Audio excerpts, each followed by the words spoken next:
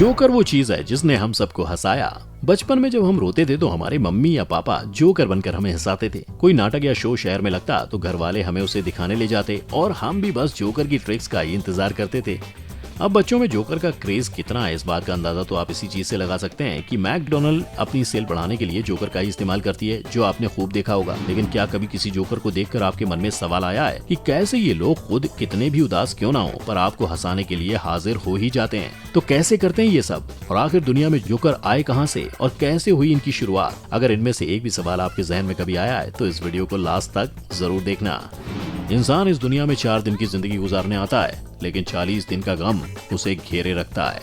ये मशहूर डायलॉग 1970 में आई फिल्म मेरा नाम जोकर का है। इस फिल्म में लोगों को गुदगुदाने वाले जोकर के असल जीवन के पीछे की मार्मिक कहानी को बेहद खूबसूरती से दिखाया है। अपनी गरीबी और बदहाली के बावजूद वो अपने चेहरे पर हंसी का चोला ओढ़कर लोगों को हंसाता है। अगर आप सर्कस में गए होंगे तो अपने कर्तव्य से हंसाने वाले जोकर के मंचन को हर किसी ने जरूर देखा होगा। उनकी प्रस्तुति भी उतनी ही शानदार होती है जितनी की किसी खतरनाक स्टंटमैन के स्टंट की। वो अपने हंसते, रोते, उदास और अजीबोगरीब चेहरे बनाकर हमारे चेहरे पर हंसी लाने का काम करता है। ऐसे में कब और कैसे उन्होंने इतिहास में दस्तक दी, इस बारे में जानना दिलचस्प रहेगा। शाही दरबारों में मस्खरों की प्रस्तुति से हुई शुरुआत।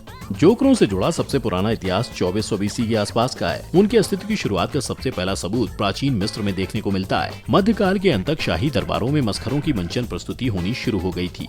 वो शाही दरबार में लोगों का मनोरंजन किया करते थे। वहाँ मौजूद सभी लोगों को हंसाने और गुदगुदाने का काम किया करते थे।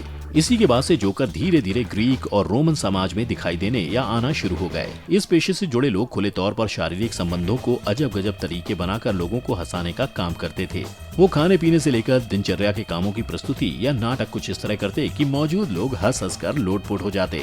वहीं अगर हम बात करें आधुनिक जोकरों की मस्खरी की तो इसका श्रेय जोसेफ ग्रिमल्दी को जाता है। जोसेफ लंदन स्थित एक मनोरंजक थे जिन्होंने आज दिखाई देने वाले जोकरों का आविष्कार किया था। आधुनिक जोकर जोसेफ खुद था उदासी का शिकार। सन 1800 की शुरुआत में जोसेफ ने न सिर्फ मौखिक कॉमेडी की बल्कि उसके साथ साथ शारीरिक कॉमेडी भी करना शुरू कर दिया। वो अपने स्टेज परफॉर्मेंस के दौरान अपने वेशभूषा का भी बहुत ख्याल रखते थे।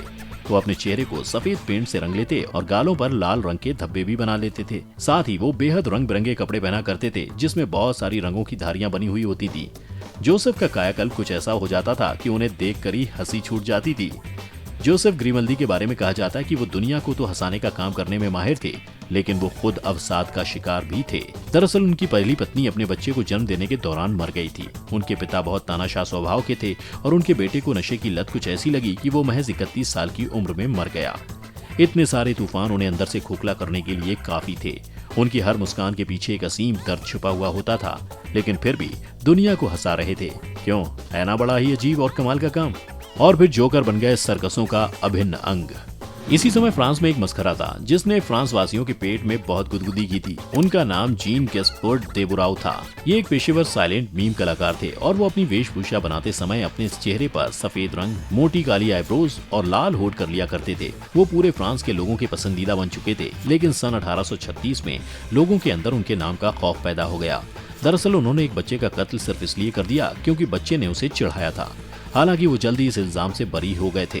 इस घटना की वजह से कातिल जोकर की छवि लोगों के दिमाग में छप गई थी। समय के साथ जोकर बड़े बड़े सर्कसों का अभिन्न अंग बन गए थे, जो मौत जैसे खतरनाक स्टंट के बाद दर्शकों को हंसाने का काम किया करते थे। जोकर अब माना जाने लगा बेवकूफ। अब 19वीं शताब्दी आते आते सर्कस और जोकरों का मंचन बड़े स्तर पर होने लगा था। उस समय अमेरिका में 3 रिंग सर्कस ट्रेन में चला करते थे जिसमें होबो जोकर होता था। ये एक उदास चेहरे और फटे कपड़ों वाला जोकर था जो बहुत प्रसिद्ध हुआ। साल 1950 और 1960 के दौरान जोकरों का किरदार बेवकूफ माना जाने लगा, जो बच्चों का मनोरंजन किया करते थे। टीवी प्रोग्राम में बोजो नाम के जोकर और उसके साथियों ने उस समय बच्चों को हंसाकर दिल में जगह बना ली थी। साल 1963 में मैकडोनल्ड ने अपने ब्रांड की पहचान बनाने के लिए अच्छे खासे पैसे भी खर्च किए थे। अमेरिका में 70 के दशक में एक रजिस्टर्ड जोकर पोगो को गिरफ्तार किया गया। उसके ऊपर लोगों की हत्या और शारीरिक शोषण का इल्जाम लगा था। उसने शिकागो में 35 से ज्यादा लोगों की हत्या कर दी थी। बताते चलें 1994 में उसका अपराध साबित हो गया था।